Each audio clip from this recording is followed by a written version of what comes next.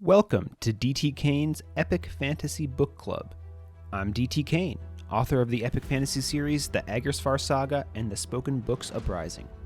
Each week, I read from one of my novels, discuss my writing process, answer your questions, and have general discussions about fantasy fiction. It's like a book club, except I do all the work for you. Find show notes, info about all my novels, and much more at dtkane.com. Here's the show.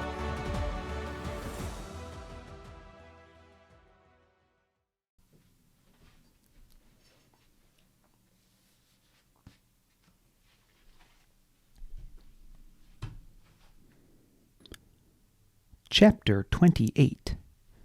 Marla looked no different from the day she'd left erstwhile, as if she hadn't just been on a weeks-long journey. Her hips still strained against the tightness of her leggings, and her face was still stuck in a perpetual half-snarl that made you want to stare and quickly look away all at once. She had her rapier in hand, pointed at Aelin, who seemed frozen between drawing his axe and lunging toward Ehma. Marla's speaker stood beside her, looking as unstable as ever. His blinding glasses were off, and he was looking to Marla with adoration in his eyes, seeming about ready to burst as he anticipated a command from her.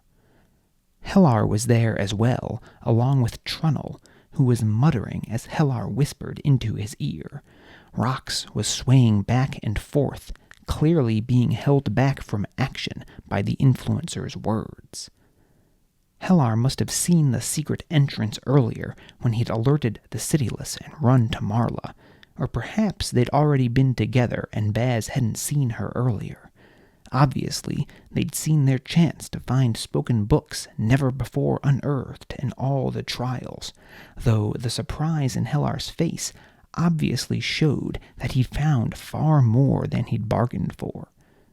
Marla seemed much less taken aback by the revelation that there was a whole society living beneath the great library. "Let's keep this simple. Who's in charge here?" Tessa's hands were clenched into fists atop the table, but she rose with the grace of a duchess. "I am the leader of these humble people," she said, only a hint of rage evident in her tone. "I'm sure we can work out an arrangement if you just release the young lady." Marla laughed, a sound equivalent to that of having your body submerged in icy water. "You aren't in a position to dictate terms," Marla said. "I'll tell you what's going to happen. First, you're going to order the room cleared, or I start killing people." Tessa stared back at Marla, the same cold stare with which she'd so often favored Baz on her face. She didn't respond. "Retch?" Marla snapped. Her speaker grinned, a line of drool dripping from one corner of his mouth. Marla looked down to the spoken book upon the lectern hanging around her neck and spoke a few sentences in the language of creation, ending with what was obviously a stop rune. Retch repeated them as he stared from the balcony toward the tables of the sanctum. Roots sprang from the ground beneath a nearby table and wrapped themselves about one of the Scriveners, tightening until the man's face began to purple. "All right!" Tessa shouted. "All right!" But the roots didn't stop. Soon, everyone in the chamber could hear the Scrivener's bones cracking and see the blood streaming from his eyes, nose, and mouth. The fatal embrace left no air for the man to scream, but his twisted face spoke of his pain as loud as any cry. Finally, the roots began to recede back into the ground, leaving little more than bloody pulp where the Scrivener had been. Tessa stared at the spot in horror for several long moments. Finally, without taking her eyes from the gore, she said, "Everyone out." All the Citiless in the chamber's upper tier scurried for the side passages. The ones who were still on the middle balcony, where Baz and Rox had entered, made toward the door through which they'd originally entered. "No," Marla said, pointing at those latter Citiless. "You head up, deeper in. I won't have you setting a trap at the exit." They stopped, looking uncertain. Aelin, hand on his axe, looked to Tessa.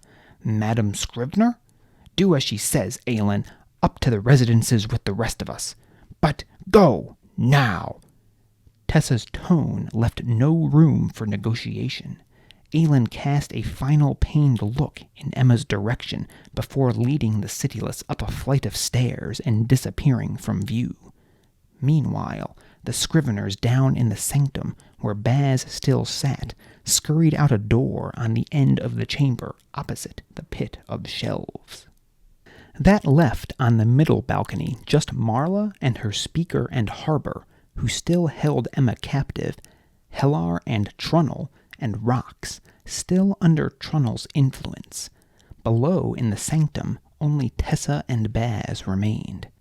Now, Marla said, sounding so pleased, Baz wished she was close enough to punch in her arrogant face. I'll be needing some of your books. Marla stared like a lust-filled lover at the pit's shelves. Tessa's lips thinned. I'm afraid you can't have any of those. Oh? Marla said, her face drooping into a mocking pout. Well, then I'm afraid this young chit here can't be having any more life. Ryle? No, wait, Tessa said, reaching out toward her daughter. You don't understand. You literally cannot have them. Marla just shook her head as if scolding a young child. Baz saw where this was going, and it wasn't anywhere good for Emma. He also saw a potential route out, though it exchanged Emma's poor prospects for ones that would likely prove equally poor for Baz. Bloody burning books! Why could he never just keep his eyes down and mouth shut? Reader Marla! He cried out, dropping from his chair to his knees, holding his hands out before him in an imploring gesture. Marla looked as if his presence surprised her. Ah, Torchsire's speaker. So you survived after all. I'm glad. We have some unfinished business. Where is your master? She looked around the chamber, suddenly suspicious. They killed him, Baz said, in what he hoped sounded like a mournful wail. We what? Snapped Tessa. Oh, stop your lies, evil woman, Baz cried out, jabbing a finger at Tessa. They killed him, Reader Marla. These terrible Citiless killed Reader Deliritous, and now they lie to you. Lie to me? Marla asked, scowling in Tessa's direction. Yes, oh yes, Baz said. As an afterthought, he averted his eyes from Marla's direction, hoping he looked subservient. Those books are free for your taking. I've seen it. Marla considered him, seeming skeptical. She looked over to the peninsula, extending into the pit's darkness. Fetch one for me, then. Oh, I couldn't do that, reader. She rolled her eyes. You have my permission to touch one of them. Just don't open it. Baz's mind raced. That wouldn't do. Speaker Marla, please don't misunderstand me. I would obey if I could, but it requires a reader and a speaker to access them. You saw that one captured back home. Some of them can actually read. Baz shuddered in what he hoped appeared to be a mixture of fear and disgust. Marla continued to study him, pursing her lips. She opened her mouth, and Baz was certain she was prepared to doubt him. He cowered away from her gaze, practically throwing himself upon the ground, shaking as if terrified of her. That wasn't too difficult an act, as she was perhaps the scariest person he'd ever encountered. He shut his eyes and waited. Very well, she sighed. I'll come down, and you will show me, or I'll have your eyes. Oh, yes, yes, Baz said, practically prostrate on the cold stone floor. I will do as you say, Reader Marla. Wait a moment, Marla, Hellar said. I'll be needing some books as well. We go together. Baz looked up toward the balcony. Marla smiled, an expression that curdled the blood. Of course, Hellar, of course, we will share. She turned her smile to him, and he returned it.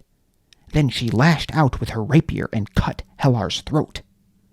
For a moment, the smile remained on Hellar's face. Then it turned to confusion, then horror as the blood began pouring from the wound like a waterfall down his front. He grasped at his neck frantically, as if he could keep his life inside, red covering his fingers. He looked to Trunnell, who faltered in the influencing spell he'd been using to hold rocks in place. Hellar fell to his knees, gagging. "Retch," snapped Marla, before muttering a verse from her book, much shorter than the one she'd used to kill the Scrivener, and ending once more with a stop rune. Her speaker repeated it, and before Rox could recover from the stupor under which Trunnell had held him, roots sprang up from the ground and held fast his feet. Marla let out a long breath, smiling first at Rox, then at Hellar's still struggling form on the ground. "Ah," she said, cracking her neck from side to side. "That's better. It was getting rather crowded up here." She headed down the stairs while Hellar was still twitching in a pool of his own blood.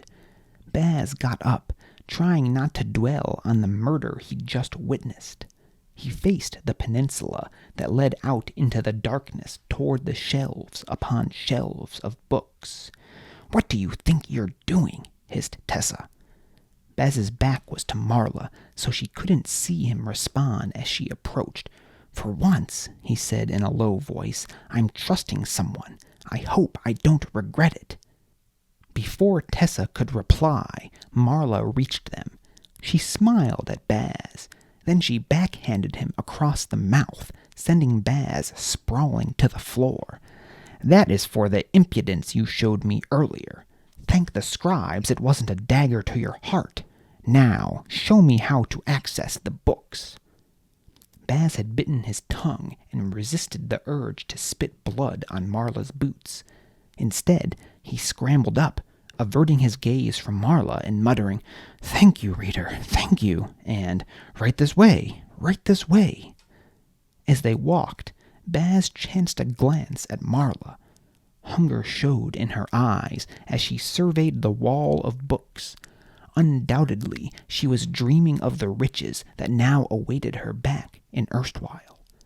Baz resisted the urge to take a steadying breath when they reached the opening in the barrier that separated the sanctum from the darkness beyond. He paused, doubting even now whether this was wise.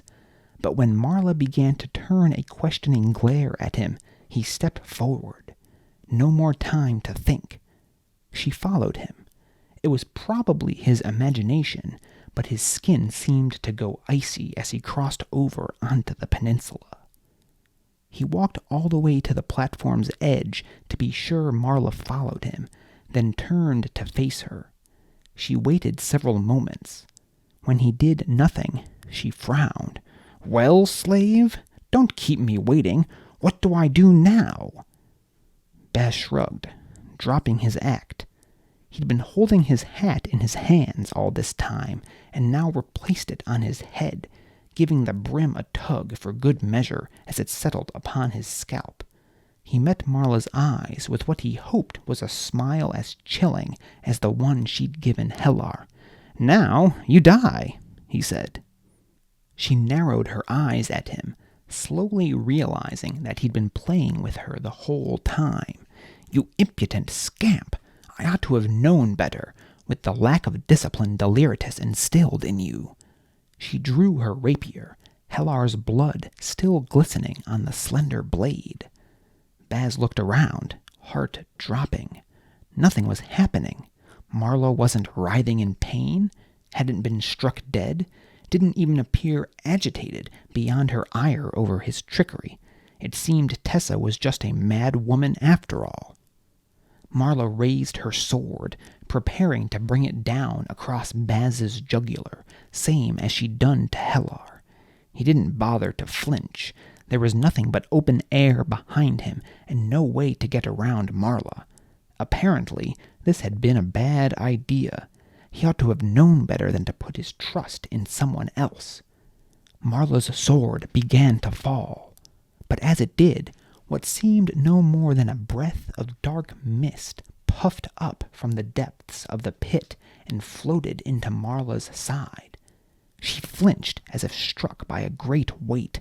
Her rapier still slashed forward, but it came up well short of Baz, drawing sparks as it impacted the platform. He nearly jumped back anyway, a movement that would have sent him plummeting into the darkness. Windmilling his arms, Baz just maintained his balance. More dark clouds wafted up from the abyss, floating into Marla. Her body reeled to and fro, and she dropped to her knees, crying out in pain. She screamed over and over. Back in the sanctum, Ryle tossed Ehma to the ground and vaulted the railing, running toward Marla. But Marla had made a mistake. She'd rooted rocks to the floor, but in her haste had left his arms free. The giant Harbour snapped his razor open, lifted it over his head, and threw it. It cartwheeled end over end through the air until it found a home in Ryle's skull, splitting her face in two. Her body crashed into a table, sending several inkwells splashing into the air to mix with the blood spraying from her mangled head.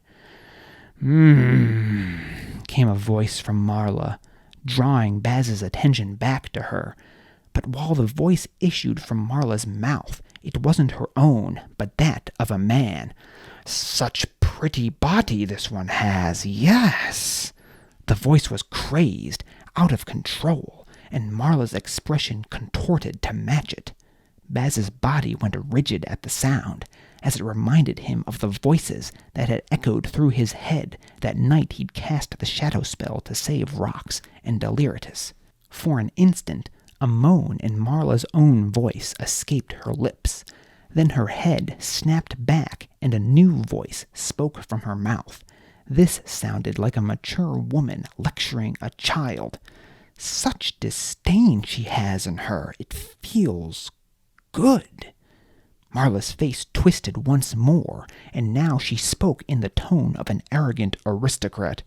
"She's so confused. I almost feel bad for her."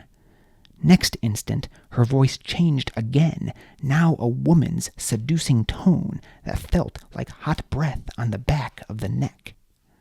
"Don't worry, my dear. It will be over soon." "This ought to be entertaining." Still another voice came from Marla's throat, this sounding like a gleeful child. For several moments there was no more sound. Marla just knelt there before Baz, eyes wide with horror.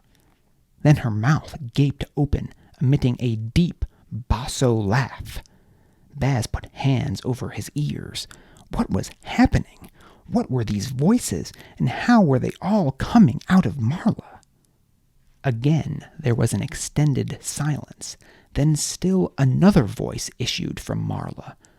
Objectively, it was the least objectionable of any that had come before, sounding like a calm, older man, placid and soothing. Yet in its tranquility lay some dark evil that horrified Baz more than all the other voices combined. "But my friends, look deeper. This one has not mastered the powers of the elements. She is of no use to us." Practically before the voice ceased to speak, Marla's skin began to flake off.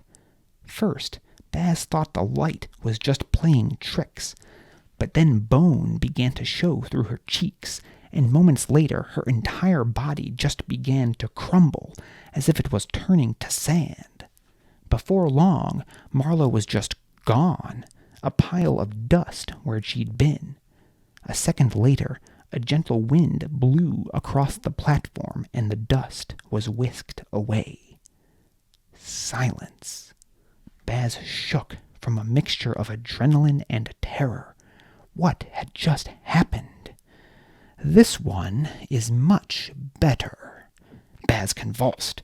That voice had come from his own mouth, though he hadn't spoken.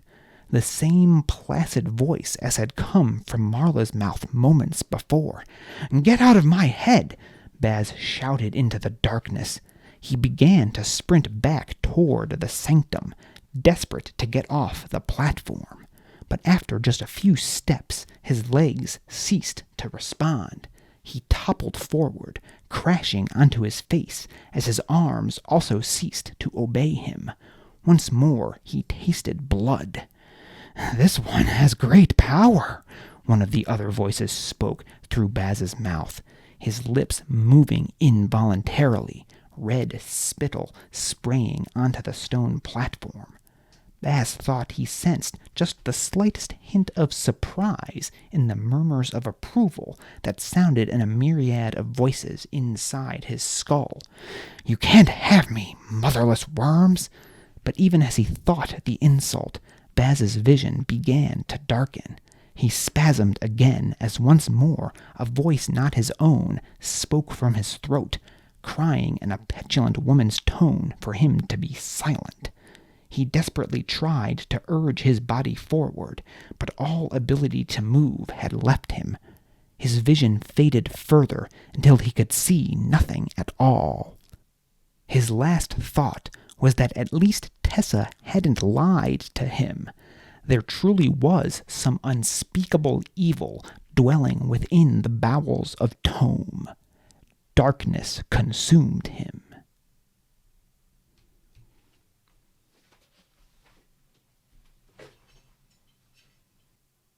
Welcome back to D.T. Kane's Epic Fantasy Book Club. Today is Sunday, June 19th, 2022, as I record this, episode 23 of the book club. As always, the personal update first, and then we'll launch into our analysis. Spent a lot of time this week just busy on a bunch of last-minute admin stuff for Declaimer's Flight's launch, Book 3 of the Spoken Books Uprising. But it's now out and available in ebook and paperback at most places where you buy books online. So if you are interested, you can go grab your copy today. At this point, this is the fourth book I've released, and the third one in the Spoken Books Uprising series. So it's kind of just business as usual. I guess in the back of my mind, part of me still expects big fireworks on release day, but this was book 3 of a series, so not quite as much fanfare around a book that's 3 books into a series. It's the people who have read the first 2 are lining up to get that one, and then it's kind of just back to digging the next ditch here and letting the sales slowly trickle in as people start up with the series and read through. So dealing with that just a little. Not saying I'm disappointed in the release, but managing expectations right. I sold a decent number of books here the past couple of days, so happy with that. The words are getting out there. Let's see. Just a quick note here. You should be able to check out the ebook from your library as well. At least a lot of libraries. It's available through several of the larger applications that libraries use to borrow ebooks. So check that out if you are a frequent user of your library system. And if you prefer physical copies, I doubt my books are in very many libraries right now, but it's in the appropriate channels, so you could ask your librarian to order you a copy for your local library if you prefer that. And if for those of you wondering, I do receive compensation for library borrows, so don't feel like you're doing me wrong or anything by utilizing your local library. I definitely encourage people to use the library. They are great places for many reasons, so definitely check that out if you're someone who likes to borrow books from the library.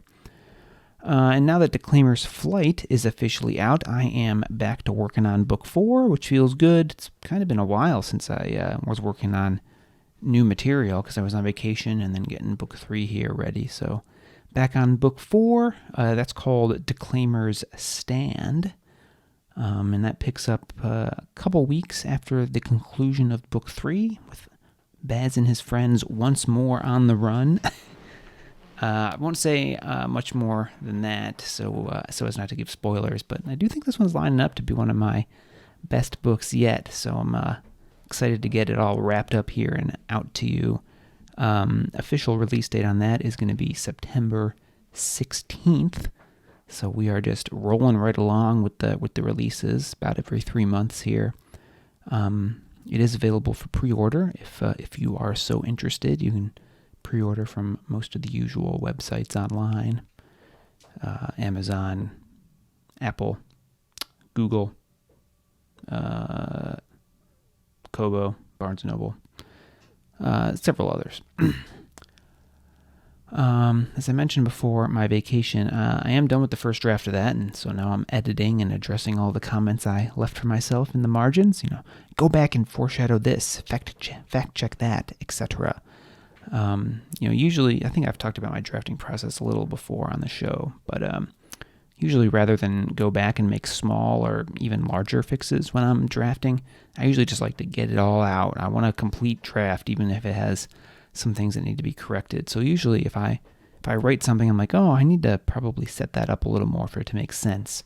I'll just drop a comment and, tell myself to go back and foreshadow this, or add something earlier, or, make sure I did something that I think I did that set something up, just to make sure it's not coming out of the blue. And then once I'm done with the first draft, I go back and address all those comments. And then usually by the time that second pass is done, I've got pretty complete manuscript that doesn't need a lot of work substantively.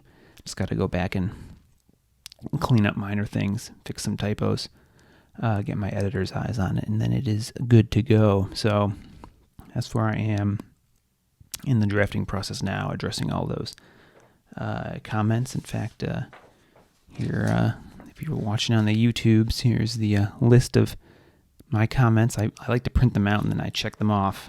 I get the little dopamine hit whenever I check something off as finished. So about 6 pages of comments here to work through. So let's see, how many comments total? 53. That's not actually too many. I've had more on other books.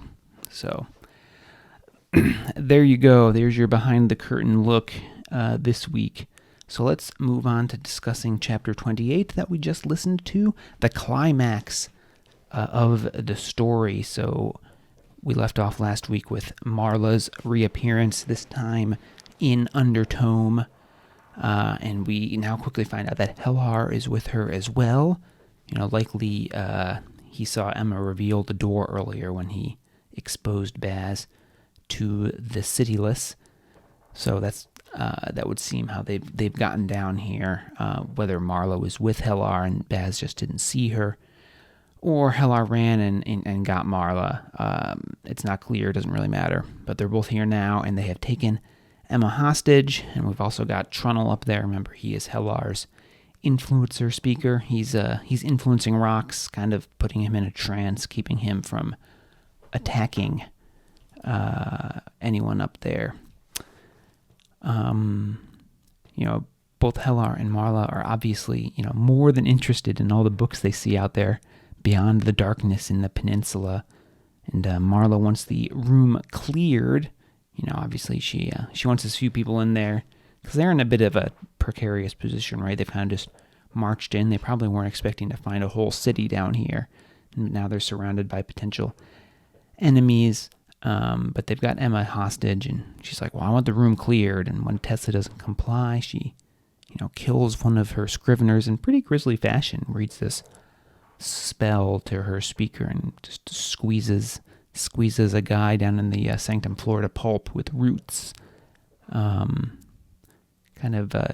We see here, despite her gruff exterior, Tessa obviously cares for her people, and she's concerned about her daughter, right? Because she does order everyone away after that, rather than risking further murder from Marla. But once the room clears, Marla's like, I want those books.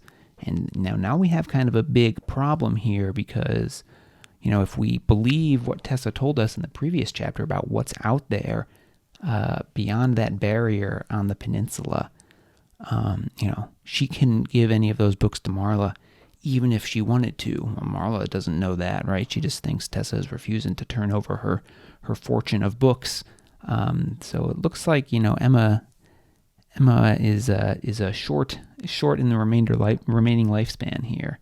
That is until Baz does something.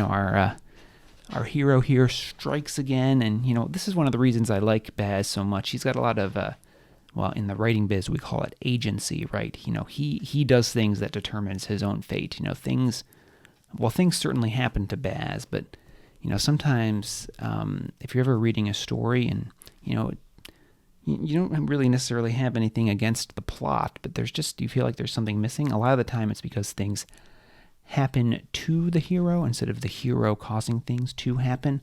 And that's certainly not the case with Baz. Baz makes lots of choices on his own that make things happen. We saw that all the way back, deciding to save Deliritous from that Citiless back at the beginning of the book, to reading that spell to again save Deliritous from Marla. And Hellar, his decision to complete the trials for Deliritous. And now here, my heading for this section is, why can't Baz just keep his eyes down and mouth shut? So Baz sees the issue here, the lust in Marla's eyes when she looks at the books out there beyond the dark peninsula. And, she is not going to believe Tessa that, Tessa can't get to them. And likely she's going to kill Ehma next, like I said. So Baz does something, as we've all seen now, deep down. I guess this is another reason we like Baz, right? He wants to do the right thing, even if he doesn't really admit to himself that that's what he wants to do. Baz is always just saying, well, I'm just doing this to stay alive. Well, maybe not here, Baz, because you're putting yourself at at big risk here, right? But he just can't stand there and watch poor Ehma get killed by Marla. So he pretends to be a subservient speaker, which, I don't know, I guess you could criticize me here a little. Why would Marla, with what Marla seems to know about Baz, believe that he has suddenly become a groveling speaker? But I don't know. I mean, this is, the hubris will be your downfall, right? Marla's an arrogant speaker at the end of the day, so she believes that Baz is cowering before her. And he tricks her to coming down to the sanctum floor, right? He's like, first he's like, they killed Deliritous, to explain why Deliritous isn't there. So then Baz is kind of covering for Deliritous too, right? And then when Marla's like, just walk out there and get me one of the books then, if you've seen how to do it. And Baz is like, no, you need a reader and a speaker to do it, to access the books, which is just a lie, right? He didn't see anything like that. But Marla doesn't know that, so she's like, fine, I'll come down. Part of this is, again, she is so eager to get her hands on some of these books, because remember, books are a rare commodity here in this world. If we go back to the beginning, Torchsire Library had like this one bookshelf of books. Those are all the books they have, and even that was apparently considered a fortune. And now we have, this endless wall of bookshelves that they're seeing. This is probably more books than anyone has ever seen in one place in their entire lives. So Marla maybe not thinking quite clearly here. She just wants to get her hands on those treasures out there in the darkness. And of course Tessa's like, what are you doing, Baz? She doesn't see it yet, but Baz is showing some change here, right? He's actually putting some trust in Tessa. Believing what she said. Remember, Tessa told us in the last chapter that bad things happen when people go out there onto the peninsula. So that would seem to be what Baz is doing. He's trying to lure Marla out there, because that's really the only thing Baz can do, right? Baz isn't going to kill Marla on his own, so he's using the resources available to him. And of course, at this point, Hellar chimes in, right? He's like, hold on there, Marla. I want some books too. And Marla's like, well, sure, we'll share all these books, Hellar. Sure, no problem, my friend. But it seems here that Marla sees her chance to solidify her trials victory. Instead of taking Hellar with her, she spins on him. Probably you can picture this ruthless smile still on her face, and slices his throat. She's got her rapier out already, so she just turns around and attacks him. Hellar does not see it coming, and Hellar expires, a rather inauspicious end for him, but as Baz insinuated a while back, that's what he gets for making an alliance with a rabid dog he couldn't control, right? You might recall Baz comparing Marla to a rabid animal back in, chapter 10 or so. Remember that scene where she was kicking her speaker for a mistake that she made, and then Baz yelled at her and almost got himself gutted before Rox intervened.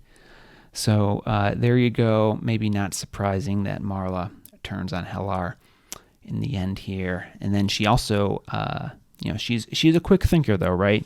Because when she kills Hellar, that means Trunnell is not reading his influencing spell over Rox anymore, but she has her speaker root Rox to the ground before Rox can kind of come back to his senses, so she still has a firm grasp on the situation up there when she descends down to the sanctum floor and to Baz.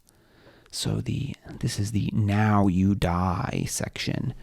Baz leads Marla out onto the platform now once she's down there, and after she slaps him across the face, right?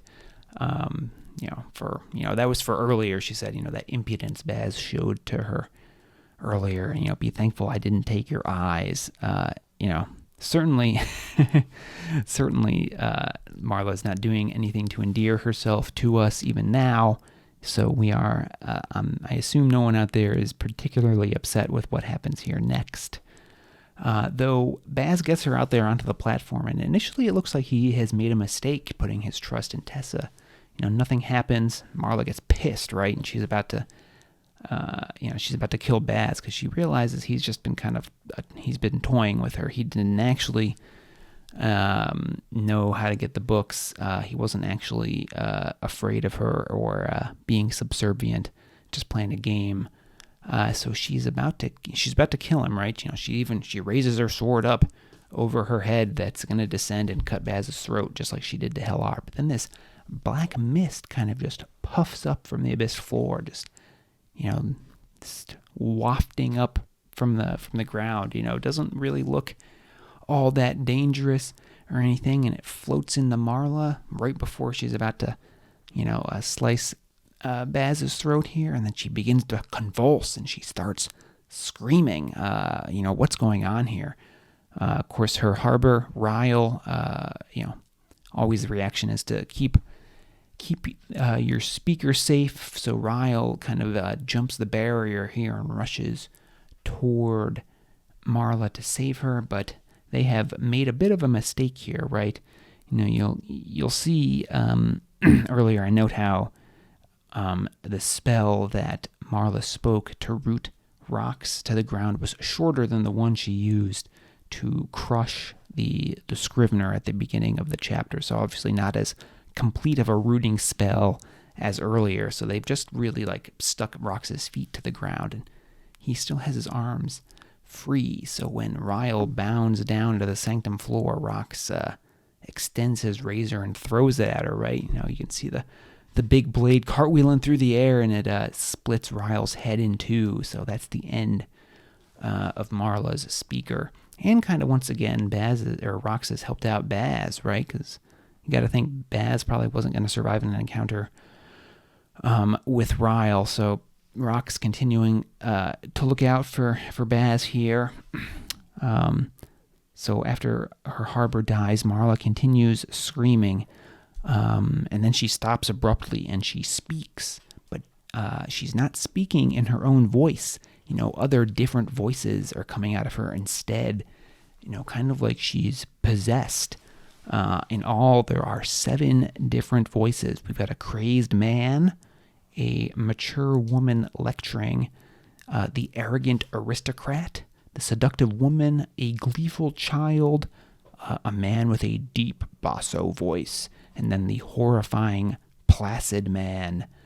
And what does Baz tell us about these voices? Well, he says it reminds him of the voices that he heard when he cast the shadow spell earlier in the book. Remember, he kind of heard these murmuring voices in his head when he was casting that. And, where else have we heard strange voices too? Well, back in the prologue, which we now know was Pront V. Luxdor, when he was imprisoning the Dark Ones in Tome.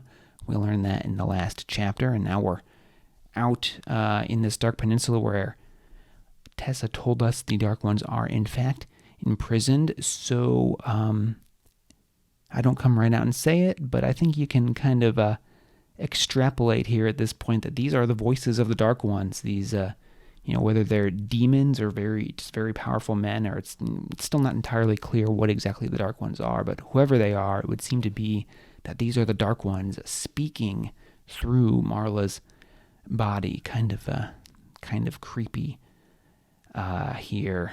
Kind of like spirits that can take on a host, it would seem. Though it's interesting because the Dark Ones ultimately conclude that Marla is of no use to them because she hasn't mastered the powers of the elements. In other words, because she is not a speaker. So moments later, she just disintegrates into dust. So again, Tessa was not exaggerating here, it would seem. You do not want to go out onto this peninsula. Bad things definitely happen to you out there. And then the Dark Ones, obviously they leave her body since it kind of just blows away there on the wind. And then where do they go? Well, they go into Baz next. He's the only other one out there. And then they start talking through him to Baz's horror. His mouth is moving, but it's not his voice coming out. One of them says through Baz's mouth, this one is much better. He has great power. In fact, I think I used the crazy voice in the actual narration for that one. But there you go. So, he's been possessed, like I said. And what are they talking about here? What do they mean? Baz is much better. Still not entirely clear. I mean, I guess it seems pretty obvious they're looking for a speaker, right? So I guess they want someone who has the power within themselves to unlock the elements rather than having to read to someone else. Remember, Tessa did reveal in the last chapter that pretty much anyone has the ability to both speak and read. But as she also told us, if you aren't born with kind of this, if you aren't born kind of like already primed to call forth the power of the elements, then, you would need to train at it. And that's why most of the readers never, they haven't discovered this lie, right? That's why the lie is being able to perpetuate after a few generations. It's easier to believe because either you've got people who are born with the power and they are all made speakers, or if they're not born with this kind of innate ability, then they never undertake the necessary training because they don't know that it's possible. So they never unlock their potential. So, Marla was in that latter category. She was just a reader, never learned her ability to call forth on the elements. So apparently the Dark Ones aren't interested in that.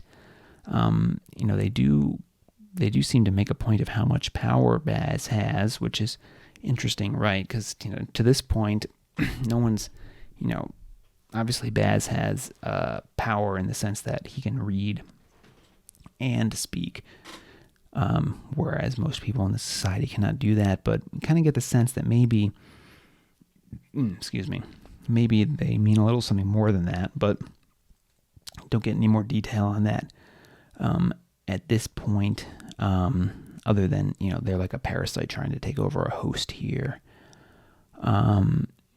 What happens then? What if they do take him over? Are they going to be able to like walk out of Tome? That seems like a fair guess, right? Like, why else would they be trying to take over a host body if not to escape their prison? But again, we're gonna have to wait and see the full implications of that. Not made clear here at this point.